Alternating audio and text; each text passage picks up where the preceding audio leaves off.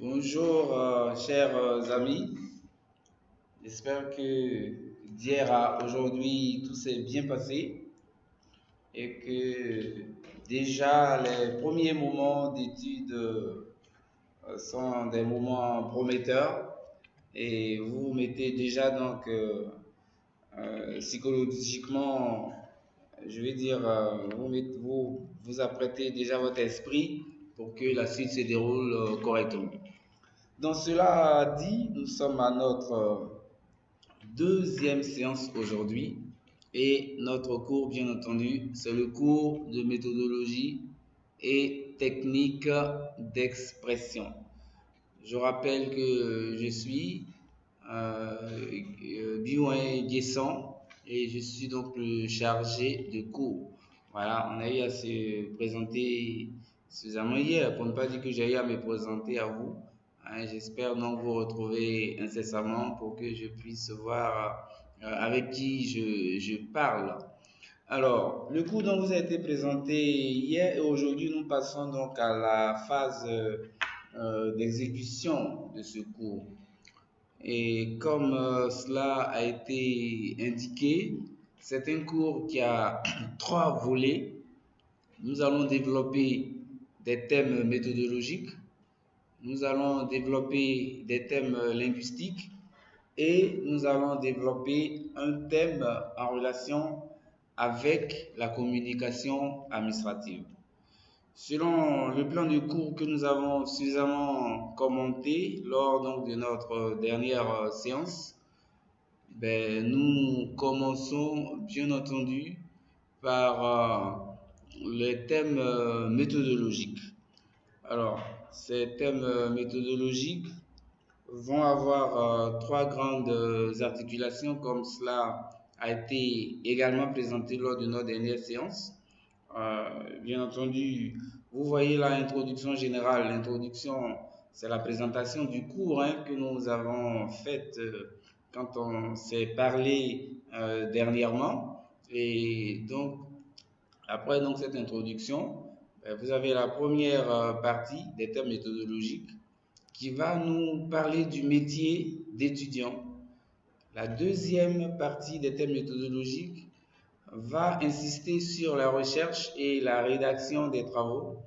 Et la troisième partie de ces thèmes-là va nous parler donc des normes de présentation. Et effectivement, comme vous en êtes rendu compte, l'introduction générale a été faite hier. Voilà, donc nous avons présenté le cours, nous avons donné le règlement intérieur. Ce sont des choses qu'il faut prendre véritablement à cœur parce que déjà quand vous avez bien compris comment le cours fonctionne, je vous dis c'est déjà une grosse proportion dans la réussite même de la session. Et le règlement intérieur, je vous disais hier que vous l'avez sur vous. On s'est arrêté sur quelques éléments précis, sur quelques points précis que nous avons lus ensemble. Donc il faut prendre cela avec vous, il faut prendre cela à bras le corps pour que votre passage ici se passe en toute sérénité. Donc nous attaquons aujourd'hui la première partie intitulée donc le métier d'étudiant. Voilà. Je rappelle que notre support de travail reste notre premier document intitulé L'essentiel pour réussir ses études, Bernard Dion. Alors, donc, quand vous prenez ce document, vous allez voir que la première partie, intitulée donc le métier d'étudiant, est centrée sur 7 chapitres. Nous allons voir à l'intérieur donc de cette première partie comment il faut se motiver pour réussir ses études. Nous allons voir comment il faut gérer son temps en tant qu'étudiant, comment il faut gérer son stress et ses anxiétés, comment il faut prendre des notes en classe, comment il faut lire activement, comment il faut étudier afin de réussir ses examens et comment il faut travailler en équipe et en réseau. Alors, sans autre forme de procès, donc la séance d'aujourd'hui va nous permettre d'exécuter une partie donc c'est 7 chapitres, exactement, donc les 2 premiers chapitres sur ces 7 chapitres. Et nous commençons avec le premier tout de suite, le chapitre 1, se motiver pour réussir ses études. Alors, ici, nous allons chercher à parcourir les points suivants. Le premier point, ça sera de répondre à la question, mais pourquoi étudions-nous? Nous sommes étudiants, c'est vrai. On a eu le bac, on est inscrit à l'université. Mais pourquoi nous étudions? On répondra ensemble à cette question. Et on verra après qu'il y a un certain nombre de paramètres qui doivent être pris en compte si nous voulons effectivement nous motiver pour réussir nos études. On s'arrêtera donc sur la notion même de motivation et on verra qu'il y a des éléments à prendre en compte, notamment la connaissance de soi et le fait d'adopter des stratégies de réussite bien précises. Et parmi ces stratégies-là, il faudra aussi voir comment on pourrait adopter un plan d'action tout à fait efficace qui peut nous permettre d'arriver au résultat. Voilà un peu tout le déroulé de ce premier chapitre. Je vous l'ai dit en amont, ce cours a un objectif essentiel, hein, vous donner les outils pour que vous puissiez vous organiser, vous puissiez vous prendre en compte vous-même pour pouvoir réussir vos études ici à l'université canadienne et peut-être même quand vous serez en dehors de l'université ici, vous serez à l'extérieur, vous serez dans d'autres universités et peut-être simplement même dans la vie tout court. Alors, donc, pour avancer, premier point donc, pourquoi étudier? Vous avez eu le bac et vous êtes inscrit ici et quand on commence à faire quelque chose, je crois qu'il y a une question essentielle qu'il faut se poser tout de suite. Pourquoi je fais cela? Alors, dans notre cas, c'est les études que nous sommes en train de faire et nous nous interrogeons tout de suite. Pourquoi sommes-nous en train d'étudier? Parce qu'en tout état de cause, quand vous avez quelque chose à faire, que les raisons pour lesquelles vous êtes en train de faire cette chose ne sont pas clairement présentées dans votre esprit, ben, bon, c'est comme si le fondement même est déjà raté. Et on va voir que à la question pourquoi étudier, si je vous pose cette question, ben, chacun d'entre vous va me donner sa réponse. Voilà. Peut-être il y en a qui vont me dire ben, j'étudie parce que je vois mes amis étudier, donc je vais faire comme eux. Voilà. Un autre peut me dire j'étudie parce que je suis un garçon intelligent, je réussis bien à l'école, alors si heureux d'étudier.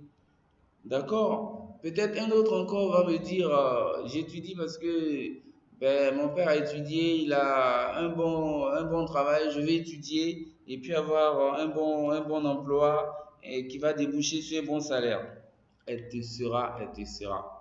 Donc, vous voyez que chacun peut me donner une raison qui le pousse à étudier. Parce que si je vous dis pourquoi vous étudiez et vous me dites ben, je ne sais pas, bon là effectivement c'est qu'il y a un souci. C'est-à-dire autant que nous sommes, chacun doit pouvoir répondre à cette question. Et c'est ce qui nous amène à voir que quelle que soit la raison avancée, c'est ça qui constitue notre source de motivation.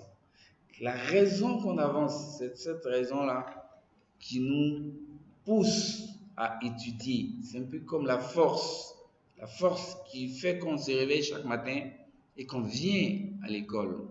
Alors, donc, ça nous amène à parler d'une façon très nette donc de la motivation. Alors, qu'est-ce que ça veut dire se motiver? Alors, différentes approches sont données. Parmi ces approches-là, nous avons celle d'un professeur émérite en éducation, le professeur Roland Viau, qui dit, et je le cite, hein, voilà, parce que ce qu'il dit est tellement clair, hein. Alors, il dit, la motivation en contexte scolaire est l'état dynamique qui a ses origines dans les perceptions qu'un élève a de lui-même et de son environnement et qui l'incite à choisir une activité, à s'y engager et à persévérer dans son accomplissement afin d'atteindre un but. Vous voyez que tous les éléments carrément sont réunis là. Et on va prendre en compte chaque élément, je vous les signale là tout de suite, hein. Voilà, un état dynamique. Ça veut dire que euh, déjà, il y a du mouvement, hein. Voilà, je me lève le matin, je viens à l'école, donc il y a du mouvement. Alors, qui a ses origines dans les perceptions qu'un élève a de lui-même. Donc, vous voyez que ça part déjà même de la personne qui est concernée, mais en même temps, ça part aussi de l'environnement de cette personne-là. Voilà, et à partir de là, donc, je me mets en mouvement, je m'engage et je fais quelque chose de manière régulière, je persévère afin donc d'atteindre un résultat. Alors, bon, sommairement, on va s'arrêter sur des éléments précis.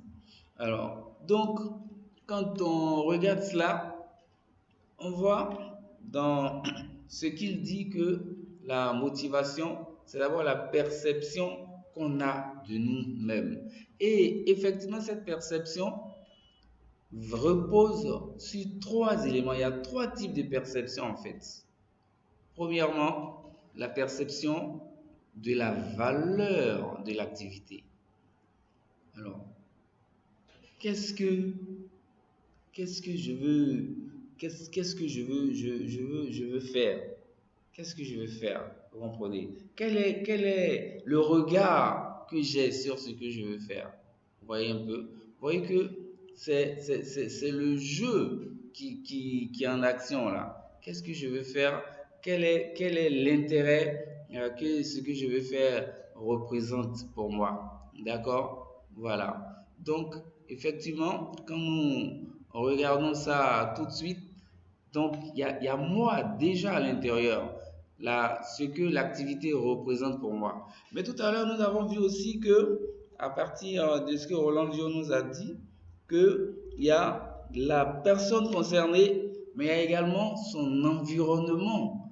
Voilà, hein, je veux faire ceci parce que ça plairait aux autres, parce que mes parents me poussent à le faire, vous comprenez? Donc, il y a moi, ce qui m'intéresse, mais il y a moi aussi en relation avec mon environnement, mes parents, mes amis, etc., etc. Donc, ça nous amène à prendre en compte que dans la perception de la valeur de l'activité, il y a deux éléments qu'il faut prendre en compte. Il y a ce qu'on appelle la motivation intrinsèque, c'est-à-dire que c'est la motivation qui vient de nous-mêmes. C'est-à-dire, comment je regarde ce que je veux atteindre comme résultat. Et il y a ce qui vient maintenant des autres, c'est la motivation extrinsèque. Comment mes parents me poussent, comment mes amis me poussent à faire quelque chose. Voilà. Donc, la valeur de l'activité a deux pôles suffisamment forts. Le pôle personnel, la motivation intrinsèque, et le pôle lié à notre environnement, la motivation extrinsèque. Alors, vous allez voir que quand on pèse ces deux types de motivation, ben, vous convenez avec moi que ce qui va être au-dessus, c'est la motivation intrinsèque, c'est-à-dire ce que moi-même j'ai envie de faire. Voilà, vous allez voir que c'est ce qui va être très fort, hein.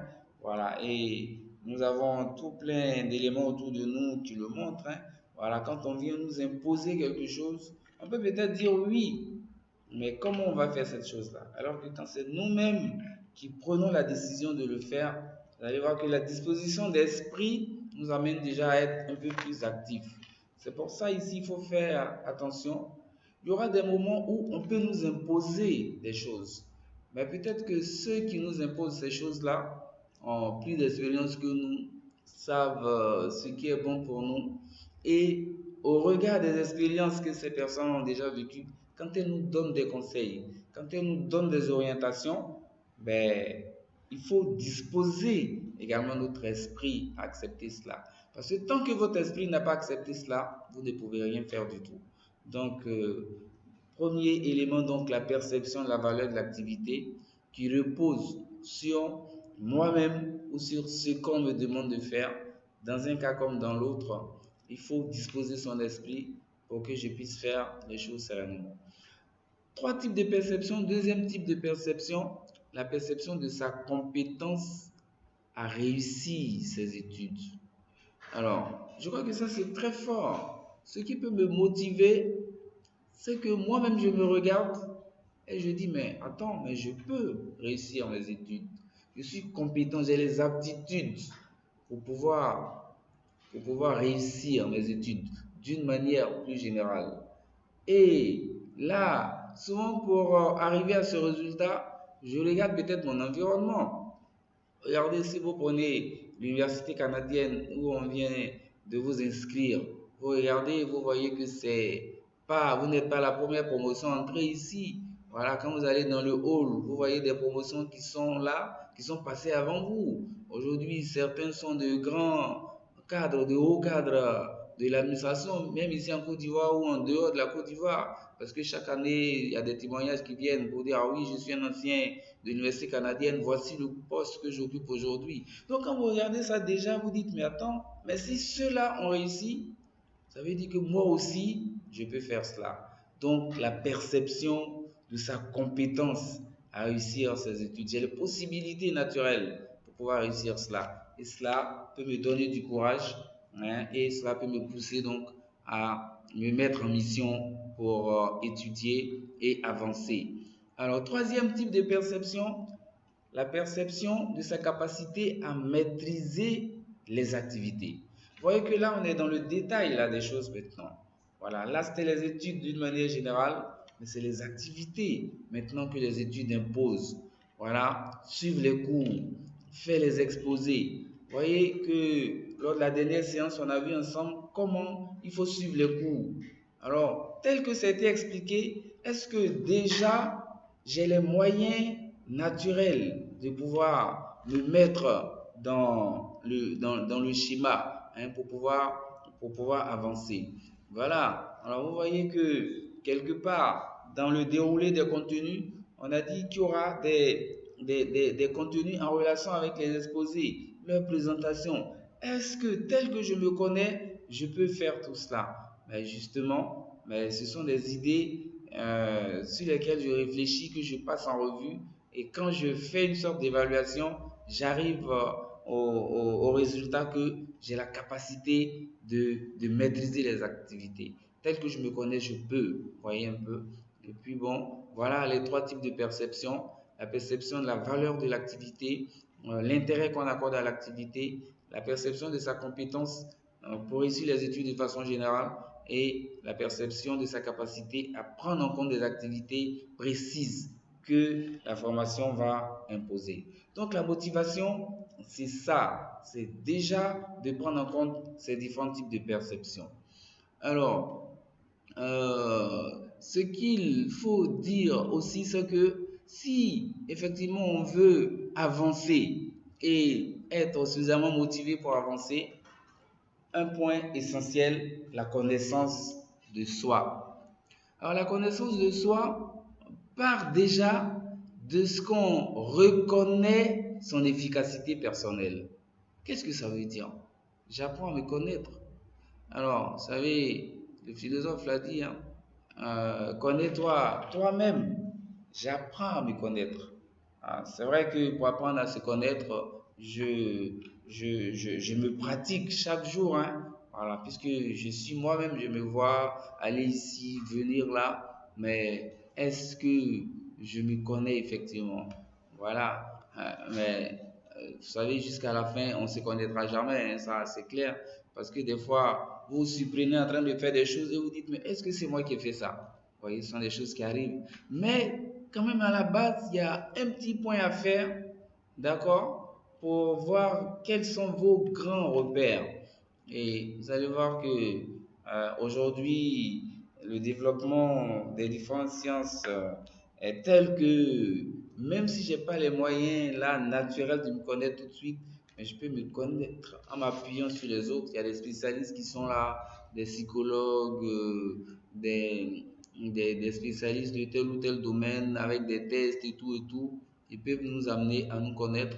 Et en fonction de cela, ben, je peux avoir de la motivation pour faire ceci ou pour faire cela. Justement, c'est parce que je me connais que je peux choisir, d'accord, tel ou tel métier à exercer après. Voilà, moi je connais un ami, il dit, ben, lui, il a peur de voir du sang. Voilà, il a peur de voir du sang, même quand il est en train de regarder un film. Hein, on sait que les films, c'est des montages. Voilà, mais on pique quelqu'un avec un couteau, le sang jaillit, mais il va détourner son regard tout de suite. Et quand je parle avec lui, il dit, mais vraiment, si sur la terre, le seul travail à faire, c'était d'être infirmier ou médecin, il dit, mais que lui, il n'aurait jamais travaillé parce qu'il a du mal à voir le sang, vous voyez. Alors, une telle personne ne peut pas entreprendre des études de médecine. Donc, autant que nous sommes, ben, il faut se connaître et en fonction de sa nature, se dire, bon, d'accord, je peux travailler de telle façon ou de telle façon. Et quand je me connais et que je vois déjà quel est mon type professionnel, quels sont les domaines qui m'intéressent, je peux alors valider le choix de mon programme d'études. Voilà, je peux m'inscrire dans une université pour pouvoir faire des études et cela peut me motiver à faire ces études-là de manière fluide parce que me connaissant, je sais que je peux réussir dans ce domaine. Voilà. Est-ce que c'est le domaine de la communication? J'aime les chiffres. Est-ce que c'est la comptabilité? Voilà. J'aime défendre les gens. Voilà. Est-ce que c'est pour faire du droit, être demain avocat ou ce que vous voulez? Voilà. Donc, dans la motivation, un élément tout à fait essentiel, la connaissance de soi. Voilà, qui repose donc sur ces éléments que nous venons de voir ensemble. Et à partir de là, ben, je mets maintenant en place des stratégies de réussite. Voilà, je me connais, mais je ne peux pas avancer là, comme ça. Non, c'est pas possible. Voilà, vous savez, dans la vie, aujourd'hui, sans la mise en place d'une démarche scientifique, vous ne pouvez rien faire du tout. Voilà, il faut mettre en place un cheminement quand on veut arriver à un résultat. Et en tant qu'étudiant, si je veux réussir, d'accord, voilà, je veux avancer, ben, pour que ma motivation soit à un niveau tel que je suis suffisamment positif pour faire mes études, je suis suffisamment dynamique pour faire des études, c'est que je mets en place donc des stratégies de réussite et l'expérience a montré que tous ceux qui ont réussi leurs études et qui sont de bons étudiants ont adopté de bonnes démarches. Quelles sont ces démarches-là? Alors, quand nous prenons notre document, on voit que ces démarches-là nous sont présentées, hein. Voilà, vous prenez la page 7 déjà. Alors, de notre document, vous allez voir que tout est détaillé là. Alors, qu'est-ce qu'on nous dit? On nous dit, par exemple, que pour que ces étudiants-là aient réussi, il y a quatre conditions qu'ils ont exécutées. Quatre conditions ont été pratiquées. Alors, quelles sont ces quatre conditions? Le document déjà les appelle les conditions gagnantes. On vous dit que ceux qui ont réussi ont consacré en moyenne plus de 12 heures à l'étude par semaine. Vous vous rappelez, quand le plan de cours a été présenté, je vous ai dit attention, il y a du travail à faire à la maison. Voilà, avant de venir à l'école, vous devez étudier déjà même le soir le cours qui va être donné le jour d'après, ou même vous devez préparer ce cours. Donc, il y a du travail à faire. Voilà, certainement que parmi vous, ben, il y en a qui vont se dire, ah oui, ben, bon, nous on attend, l'enseignant il va faire le cours. Mais l'enseignant va faire le cours en 1h30. Regardez déjà, compte tenu de l'actualité, vous êtes à la maison, moi je suis ici. On n'a même pas le temps de se parler directement. Ça veut dire que si vous-même vous ne faites pas un travail personnel en amont, la suite ben, ce sera pas forcément ce qu'on attend. Donc, on consacrait plus de 12 heures à l'étude par semaine. Alors, on nous dit qu'ils ont assisté à tous leurs cours. On a parlé des absences. Et l'université, pour vous amener à être de bons étudiants, vous dit attention, ceux qui sont absents une fois, deux fois, trois fois, voici comment nous on va les sanctionner. Ils ont respecté toutes les échéances pour la remise des travaux et la participation aux activités dans leurs cours. Je vous ai dit, il y aura beaucoup de travaux qu'on va vous demander. Voilà, faites telle chose. Il y aura même des exposés qu'on va vous demander à faire.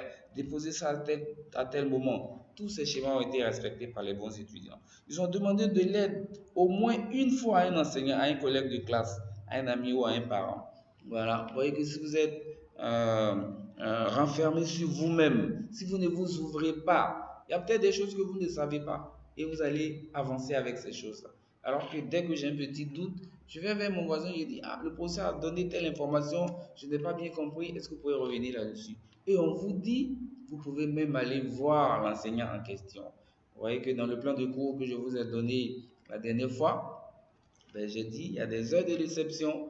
Voilà, quand certainement vous serez à l'école ici, s'il y a des points obscurs, il faut approcher les enseignants pour pouvoir demander des choses. Et tout cela va donner un plus encore à votre motivation pour que vous puissiez avancer sereinement sur la route de vos études. Donc déjà, il y a le fait donc qu'il faut adopter de bonnes stratégies de réussite pour pouvoir faire des études dans une ambiance, je pourrais dire, tout à fait dégagée. Alors, à la fin maintenant, ben, il faut adopter un plan d'action. Voilà. Vous savez qu'en toute chose, tant que vous ne savez pas où vous allez, ben, vous faites ce qu'on appelle la navigation à vue. Et souvent, même, vous êtes lourd quand vous vous réveillez, ben, vous ne savez même pas ce qu'il y a à faire. Alors que quand vous vous êtes fixé des objectifs, et à partir de ces objectifs-là, vous avez fait une planification pour atteindre les résultats, ben, aucun souci, les choses vont avancer sans problème. Alors, dans l'élaboration du plan d'action, donc il y a une première étape qui est l'étape donc de la clarification des objectifs au départ de la section. Voilà, la session commence, mais je vais arriver à quel résultat? Voilà, alors les résultats que je me fixe, ben, quand vous ouvrez votre document, on vous donne des éléments précis sur la formulation des objectifs. Alors, les objectifs peuvent prendre en compte quoi? Peut-être les notes que vous voulez atteindre. Vous pouvez vous dire, mais je veux sortir de cette session sur 100 points, je veux avoir au moins 80 points. Mais déjà, quand vous vous mettez en mission vous-même comme ça, vous allez voir votre motivation. Mais ça veut dire que si le prof dit il faut étudier 1 heure, vous-même vous pouvez vous dire, mais moi je dois étudier 2 heures. Vous voyez un peu? Voilà. Donc les objectifs que vous fixez doivent être précis, doivent être simples, d'accord? Doivent avoir de la signification, doivent être mesurables, doivent être réalistes. Voilà. Donc vous avez un certain nombre d'éléments de définition en relation avec les objectifs. Et c'est au regard de ces objectifs-là que vous pouvez effectivement être suffisamment motivé. Parce que si je me dis, ben, sur les 100 points, je dois avoir au moins 80 points. Mais déjà, ben, ça veut dire, si je me réveille d'habitude à 5 heures, ben, peut-être que je vais me réveiller à 4h30. J'exagère un peu, hein. Voilà, je suis carrément dans la caricature. C'est pour vous dire que les objectifs nous donnent de l'énergie. Voilà, j'ai eu mon bac avec telle mention, je dois garder le cap. Donc ici, on me dit, les copies sont notées sur 100, je dois sortir de la session au moins avec 90 points. Voilà, donc vous voyez que dans la fixation du plan d'action, première étape, les objectifs. Deuxième étape dans, dans l'adoption du plan d'action, la diversification de sa formation. Alors ça, c'est important. Alors diversifier sa formation, qu'est-ce que ça veut dire? Je suis inscrit pour le cours d'informatique, par exemple. En même temps, j'ai le cours de méthodologie. J'ai d'autres cours à côté. Euh, mais je ne dois pas me limiter à ces formations classiques-là. C'est-à-dire que je dois ouvrir un peu mon esprit. Regardez, dernièrement, je suivais un documentaire qui nous a présenté un étudiant que ses parents m'ont envoyé aux États-Unis pour faire des études de comptabilité. Devinez ce qu'il est devenu après. Ben, le monsieur est devenu un grand artiste peintre là-bas aux États-Unis.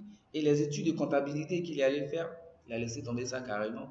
Bon, je veux dire, c'est pas forcément le meilleur exemple, mais c'est pour vous dire que ben, il est allé pour quelque chose de précis en relation avec ses compétences naturelles, mais il avait d'autres compétences naturelles qu'il a cherché à développer aussi. Vous comprenez? Et aujourd'hui, il dit, ben, vraiment, moi, la comptabilité, c'est plus mon affaire. Je fais des expositions ici et là. Voilà. Et donc, la diversification de l'information peut, des fois, aboutir même à des résultats au-delà de nos espérances. Voilà. Bon, il y a des moments où c'est peut-être juste quelque chose pour accompagner ce que nous faisons au quotidien. Voilà. Vous êtes un scientifique. Peut-être que vous pouvez développer des activités en sport, des activités en langue, etc., etc. C'est quelque chose qui nous permet aussi de ne pas être trop concentré sur quelque chose. Et ça nous permet d'être dégagé, d'être ouvert, de sorte que nous puissions revenir avec toute la force qu'il faut vers peut-être nos premiers choix. Et puis, troisième étape dans l'adoption du plan d'action, il faut s'organiser de manière adéquate. Alors, l'organisation est quelque chose de très fort. Vous allez voir que quand on va passer à la suite, dans la suite du cours, on va voir comment il faut s'organiser par semaine, comment il faut s'organiser par mois. Mais déjà, il y a des éléments précis que nous devons prendre en compte en relation avec l'organisation. Et ces éléments précis, vous prenez votre document, votre support de cours à la page 9. On nous dit attention, être organisé, qu'est-ce que ça veut dire? Ça veut dire il faut arriver préparé au cours, le premier cours. Voilà. Alors, et les autres cours aussi, il faut arriver préparé. Donc, en venant, vous avez sur vous tout ce qu'il faut pour prendre des notes.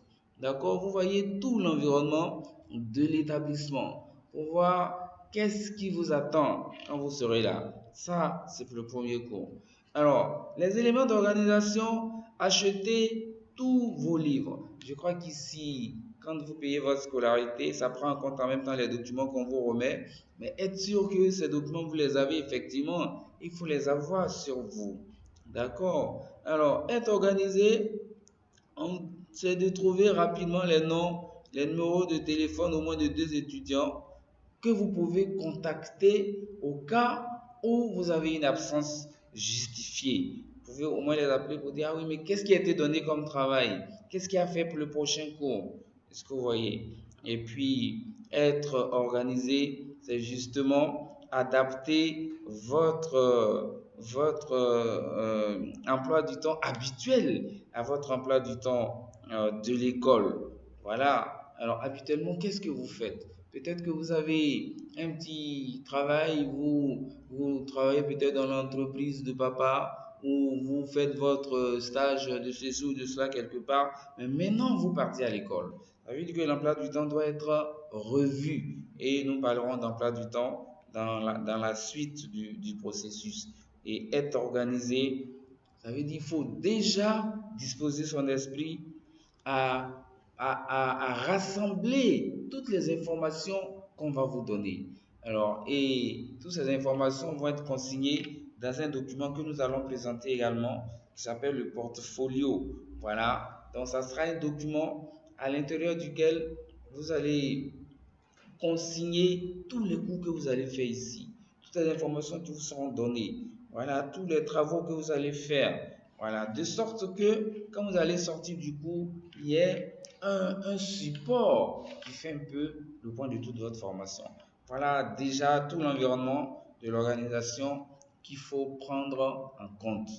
Voilà, alors, chers amis, donc c'était là le premier moment d'échange que nous avons à faire pour vous dire que nous venons à l'école et quand on n'a pas de motivation, ben, on ne peut rien faire du tout.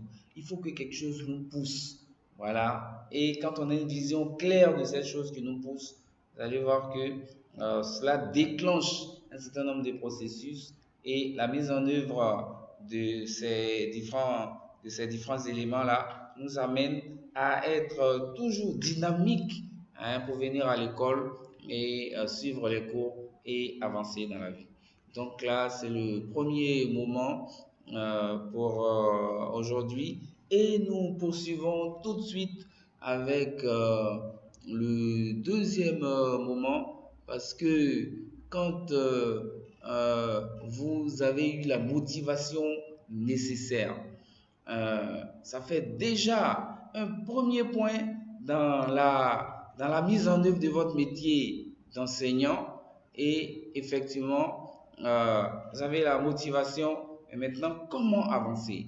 Un premier élément, je devrais dire, après la motivation, il faut être en mesure de gérer son temps. Voilà. Alors, la gestion du temps sera un point capital. Alors, qu'est-ce qu'il faut savoir relativement à la gestion du temps?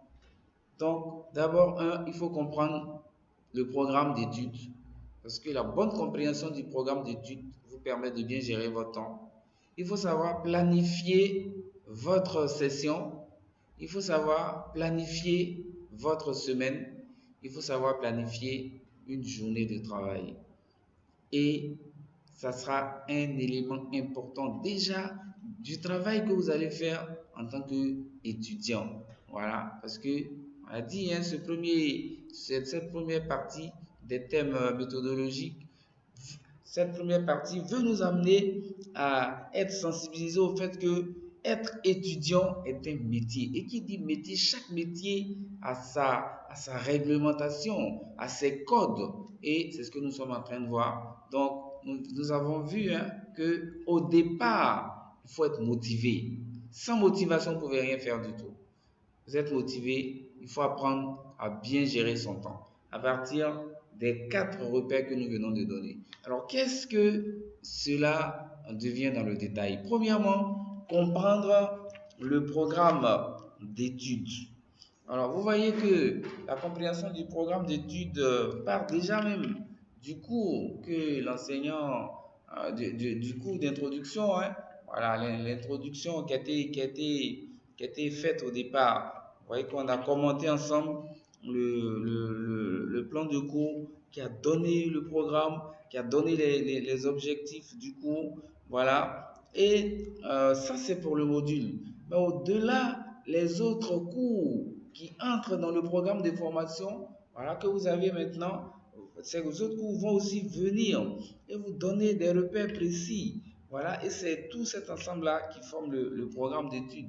Et en fonction de votre choix de métier, voilà, vous avez un programme de formation et au départ, il faut pouvoir rassembler toutes les informations que les différents enseignants vous donnent pour vous faire une idée précise de ce qui vous attend comme formation pour arriver à votre carrière future auquel vous aspirez. Vous cherchez à être juriste, vous cherchez à être communicateur, vous cherchez à faire du marketing. Mais déjà, tous les cours qui vous sont donnés, effectivement, vous devez voir qu'est-ce qu'il y a comme lien entre tous ces cours pour pouvoir arriver à votre choix de carrière à la fin.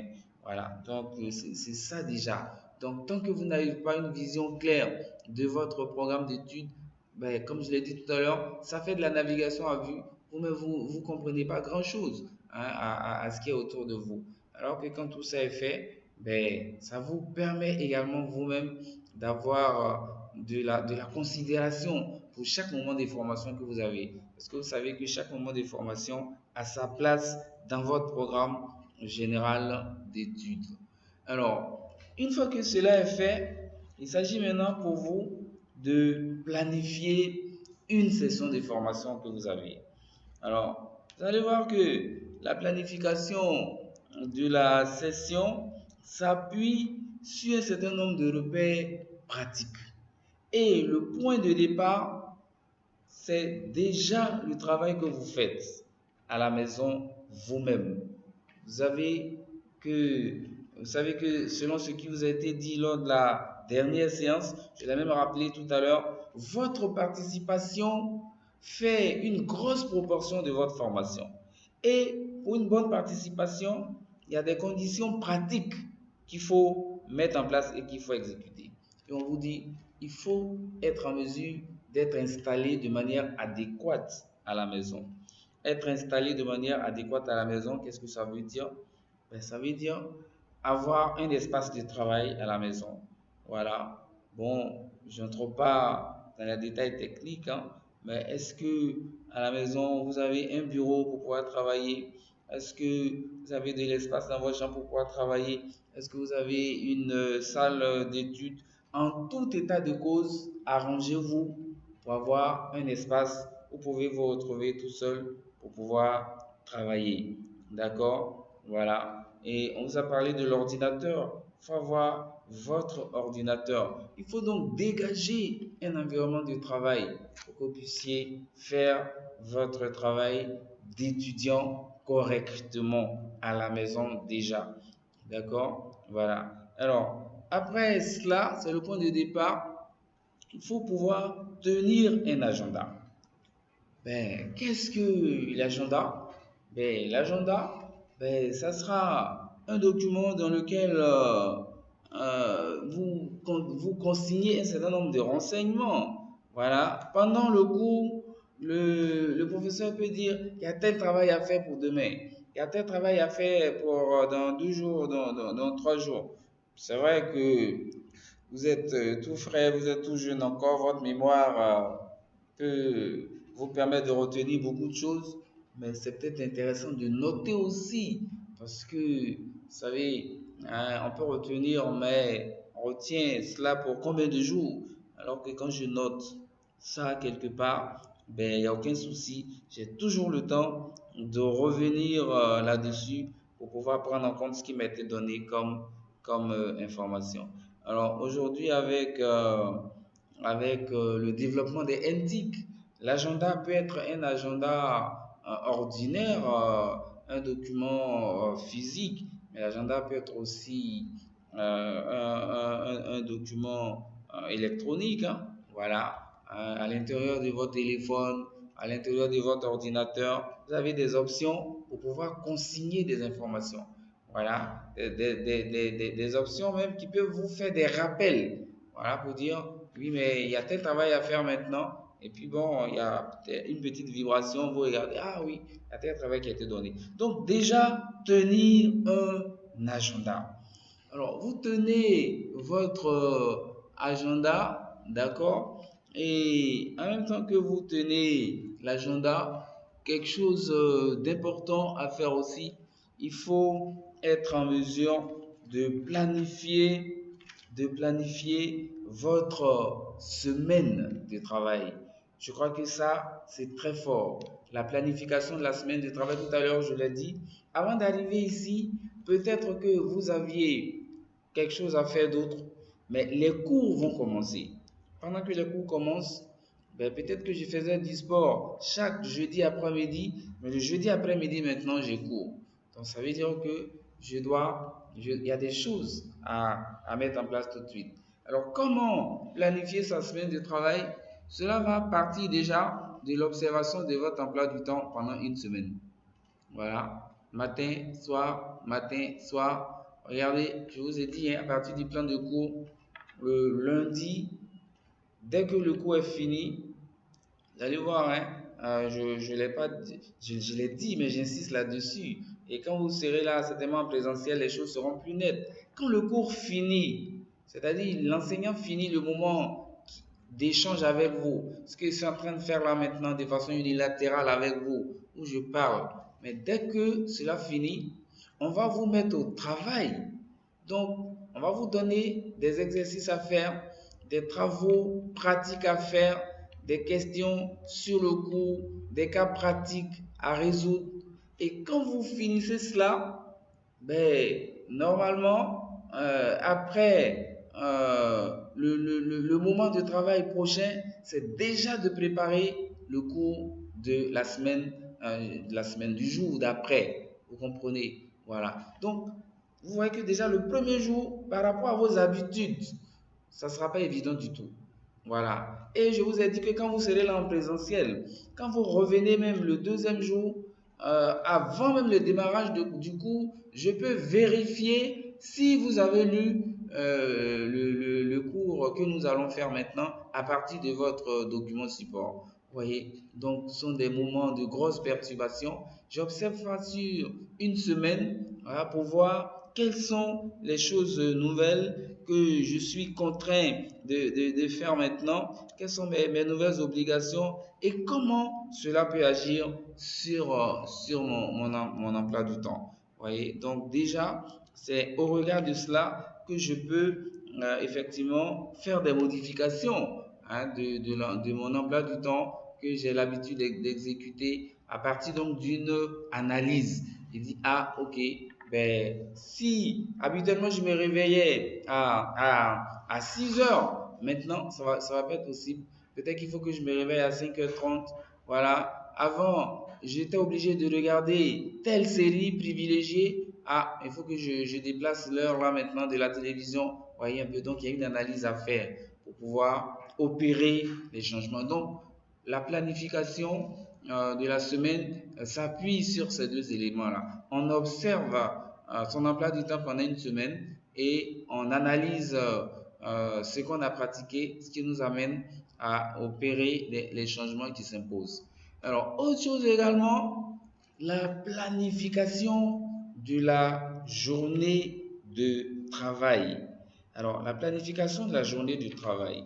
La journée du travail, c'est le matin jusqu'au soir, on pourrait le dire. Alors, qu'est-ce que je fais pendant la journée? Alors, vous allez voir que dans votre cas, il n'y aura pas grand-chose en termes de petits détails. Vous avez un cours le matin, vous avez vu la planification du cours. Voilà, le matin, 8h30, 10h30, midi, après la pause. Si vous avez cours l'après-midi, ben, vous reprenez à 12h30, 15h, la pause 15h, 16h, 16h30, et puis 16h, voilà, et puis bon, vous partez, vous voyez, voilà. Donc déjà à partir de là, mais le temps que j'ai pour rentrer à la maison, quand je rentre à la maison, comment je me prépare pour demain, voilà, toutes ces choses doivent être notées. Donc on dresse la liste de ces activités quotidiennes et on essaie de voir comment on accomplit ces activités-là. Et sur cette base toujours, comment faire pour pouvoir avancer. Alors, tout à l'heure, je vous ai parlé de l'emploi du temps de la semaine, mais l'emploi du temps de la semaine part de l'emploi du temps de la journée. Alors, il y a quelque chose qui est tout à fait intéressant dans le document que nous avons. Vous allez voir que si vous prenez notre document page 15, vous avez un exemplaire d'emploi du temps hebdomadaire qui vous a donné. Ça veut dire c'est l'association des emplois du temps de jour qui donne l'emploi du temps de la semaine. Alors, il faut voir que quand vous prenez cet emploi du temps, il y a les activités qui commencent, voilà, à une certaine heure. Vous voyez que là, c'est marqué 7h à 8h transport. D'accord? Alors, vous voyez les matières qui sont marquées en jaune. Et puis, vous avez les autres activités à côté. Voilà, je vois TL. Vous allez voir que quand c'est marqué TL, ça veut dire temps libre. D'accord? Alors, vous voyez que quand vous regardez, je vois des éléments comme sommeil. Voilà, je me mets à dormir à quel moment? D'accord? Vous voyez que ça c'est marqué dessus. D'accord? Vous voyez que tout ce que vous avez à faire est carrément consigné. Voilà, tout est consigné. Voilà. Alors, donc, dans le temps libre, qu'est-ce que je fais? Est-ce que c'est un temps que je prends pour me promener? Est-ce que c'est un temps que je prends pour me reposer un peu. Voilà, donc c'est vraiment à vous, en tenant compte de vos réalités, que tout cela doit être exécuté. Voilà, vous voyez que on a des moments d'emploi. Bon, c'est vrai, hein, c'est des emplois du temps en relation avec les jeunes Canadiens directement. Bon, ici, peut-être que nous ne pratiquons pas ça tout de suite, mais peut-être que d'ici, vous pouvez aller là-bas et vous pouvez être soumis à ce genre de réalité. C'est pour ça qu'il faut chercher à prendre cela en compte maintenant. En tout état de cause, c'est de voir comment nous-mêmes, ici, on peut adapter cela à nos réalités. Voilà, et c'est cela. Donc, dans une journée, comment je me réveille, comment je vais à l'école, comment je me donne quelques moments de repos, voilà, etc., etc. Alors, donc bien regarder cela et partir de ces constats, de cette réalité, pour pouvoir peut-être élaborer un emploi du temps personnel aussi en relation avec nos réalités. Donc voilà déjà ce que nous pouvons dire tout de suite. Donc un point tout à fait important pour que nous puissions réussir nos études ici, il faut être en mesure de gérer correctement notre temps.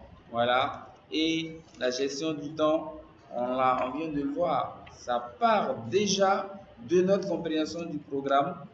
D'accord? Et à partir de là, on planifie notre session et la planification de la session, quand elle devient plus petite, c'est la planification de la semaine. Quand elle devient plus petite encore, c'est la planification de la journée. Alors, il y a quelque chose de très fort par lequel nous finissons ce moment d'échange, c'est que, effectivement, quand on est en train de parler de gestion du temps, il y a deux grands pièges auxquels on peut être confronté. Premier piège, la procrastination. Alors, qu'est-ce que la procrastination? La procrastination, vous lisez la définition avec moi, page 18, ben, c'est le fait de reporter à demain ce qu'on peut faire maintenant. Est-ce que vous voyez? On m'a donné un travail, je peux le faire, mais il dit, bon, ah non, non, bon, il y a un bac à regarder, il faut que je regarde d'abord le bac avant de faire ce travail. Et puis bon, le match se termine, peut-être un ami arrive et au lieu de faire le travail, ah bon, je vais d'abord l'accompagner. C'est ça, vous voyez, la procrastination, c'est l'habitude de reporter inutilement des décisions à prendre. Voilà, les causes sont données, la peur d'être évalué, le refus de répondre aux exigences d'autrui, le perfectionnisme, l'incapacité, l'incapacité à prendre des décisions, etc., etc. Voilà, donc j'ai peur peut-être de faire mon travail, parce que quand je le fais, on va dire que c'est pas bon.